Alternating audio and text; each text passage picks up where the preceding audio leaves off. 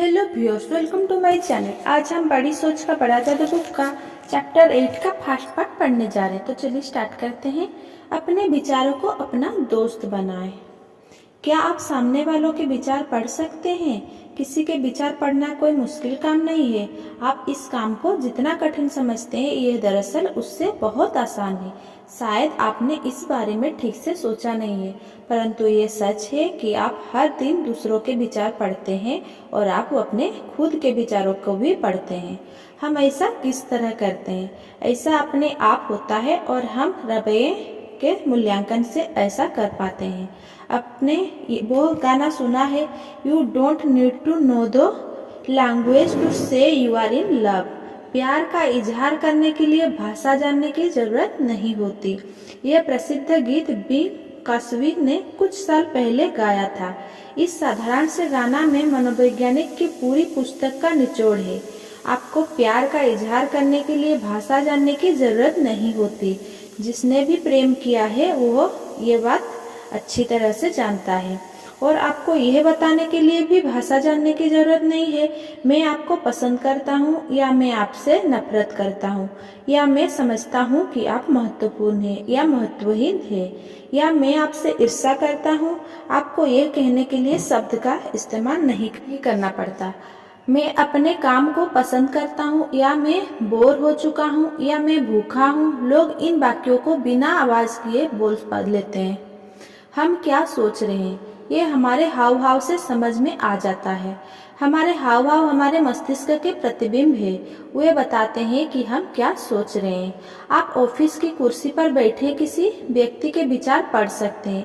आप उसके हाव भाव देखकर समझ सकते हैं कि आपने काम के बारे में उसका दृष्टिकोण क्या है।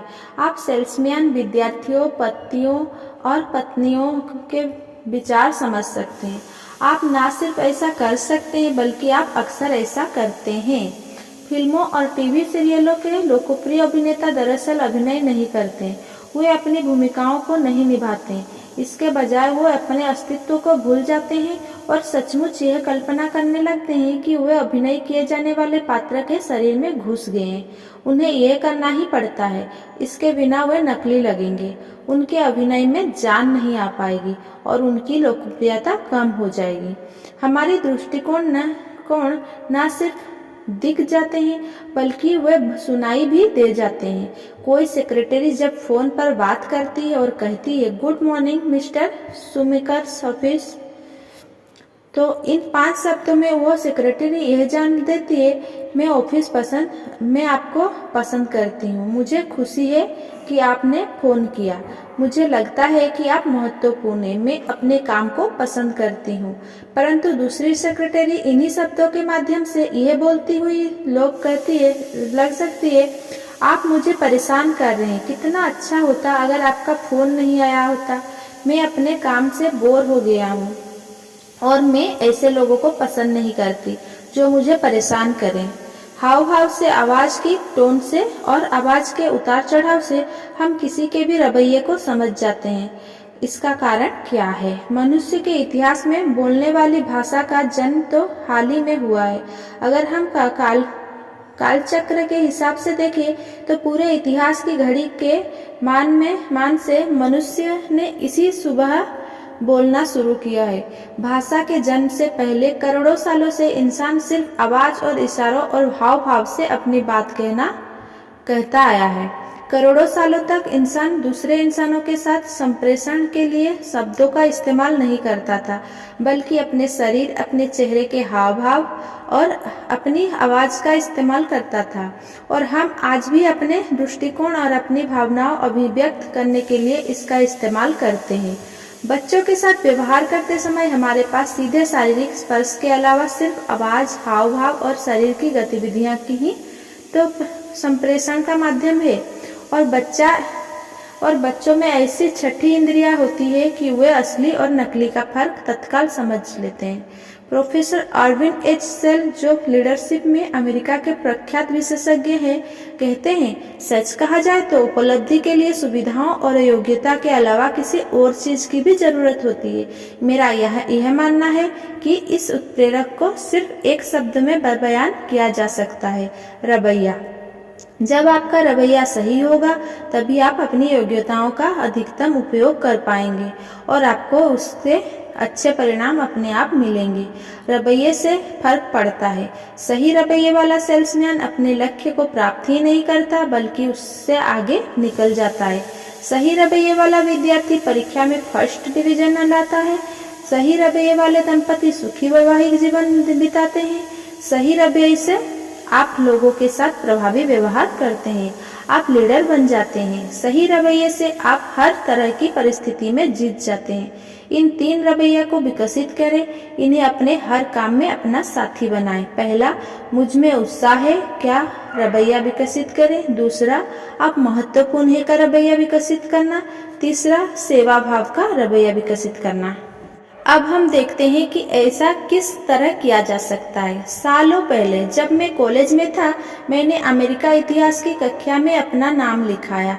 मुझे क्लास बहुत अच्छी तरह याद है, इसीलिए नहीं बल्कि क्योंकि वहाँ मैंने अमेरिकन इतिहास के बारे में बहुत कुछ सीखा था, बल्कि इसीलिए क्योंकि मैंने वहाँ पर सफल जीवन का वो मूलभूत सिद्धांत सीखा था। दूसरों में उत्साह भरने के लिए पहले खुद में उत्साह भरे। इतिहास की कक्षा बहुत बड़ी थी और यह एक बड़े हॉल में लगा करती थी। प्रोफेसर अधेड़ थे और बड़े ज्ञानी थे, परंतु उनके लेक्चर बहुत बोरिंग हुआ करते थे। इतिहास को जीवंत और रोचक विषय के रूप में पढ़ाने के बजाय वे हमें तथ्य और तारीखों गिनाते रहते थे। मुझे यह देखकर हैरानी हुई होती थी कि वे इतने रोचक विषय को इतने बुरे तरीके से कैसे पढ़ा लेते हैं, परंतु वो ऐसा ही कर लेते थे। आप समझ ही सकते हैं कि प्रोफेसर की बोरियत भरी बातों का विद्यार्थियों पर क्या असर होता होगा। वे या तो बातें करते थे या फिर सो जाते थे।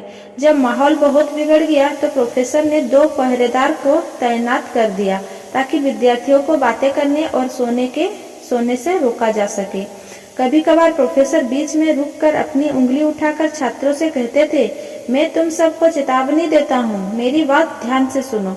तुम लोग बातें करना बंद कर दो और मेरा लेक्चर सुनो। इससे विद्यार्थियों पर कोई खास असर नहीं पड़ता था, क्योंकि इनमें से कोई विद्यार्थी तो हाल ही में युद्ध से लौटे थे और उन्होंने टापुओं और लड़ाकू हवाई जहाजों में इतिहास रचा था।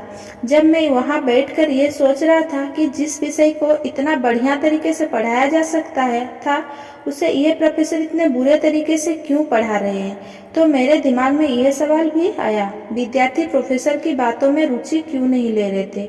जवाब तत्काल मिल गया। विद्यार्थियों को प्रोफेसर की बातों में कोई रुचि इसीलिए नहीं थी क्योंकि अपने लेक्चर या अपने विषय में प्रोफेसर की कोई रुचि नहीं थी।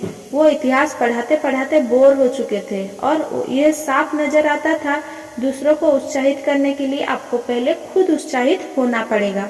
सालों तक मैंने इस सिद्धांत को सैकड़ों परिस्थितियों में आजमाया है। हर बार यह सच साबित हुआ है, जिस व्यक्ति में उत्साह नहीं होता वो दूसरों को उत्साहित नहीं कर सकता, परंतु जो उत्साही होता है उसके पीछे जल्दी ही बहुत से उत्साहित अनुयायी जमा हो जाते हैं।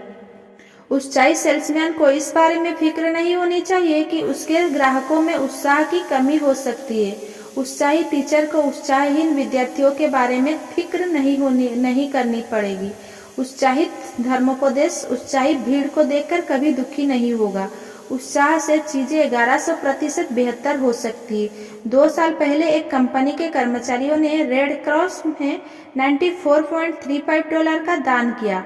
इस साल उन्हीं कर्मचारियों ने लगभग $1100 दान में दिए, जो पिछले साल की राशि से 1100% ज्यादा थी।